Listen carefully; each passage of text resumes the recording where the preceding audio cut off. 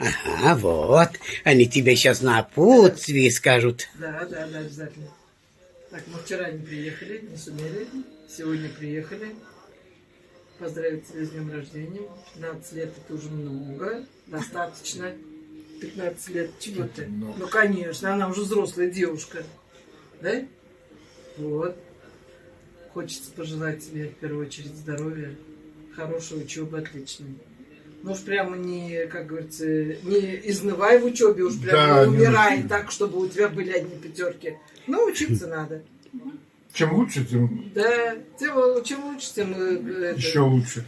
Пускай будут там и четверки, и где троечка выйдет, ничего страшного. А то говорят, что кто хорошо учится на отлично, потом еще хуже им в жизни приходится. А которые, говорят, так средненько, они, говорят, пробиваются более это. Чтобы тебя окружали только хорошие друзья, слушайся папу, будь умницей, оставайся такой, какой есть. Хорошо? Здоровья тебе. Самое главное. Я тоже сразу присоединяюсь Конечно. к поздравлениям. Все правильно, действительно, мы тоже помним всегда ваши дни рождения. Мы уже знали, что вот, конечно, в любое время желательно приехать. Вот мы приехали вчера. Вчера не смогли. Сегодня ничего страшного здесь нет. Это сутки туда, сутки обратно.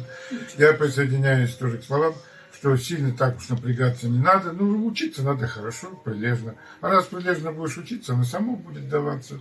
И все остальное. Но самое главное, хорошо закончить это уже год с хорошими оценками, набраться сил и отдыхать.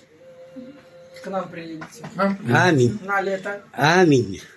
Поэтому... Здоровье. А самое главное, здоровье и семейного благополучия. В этом году уж думаю, может быть, пойдем куда-нибудь на речку. В прошлом году не попали, холодно было. В этом году уж, надеюсь, какой-нибудь день-то выберем, наверное. С Божьей помощью. С Божьей помощью.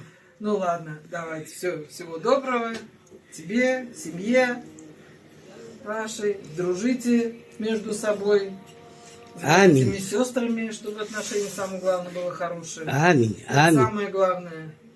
Когда дружат братья и сестры, это и для папы радостно, и вам хорошо.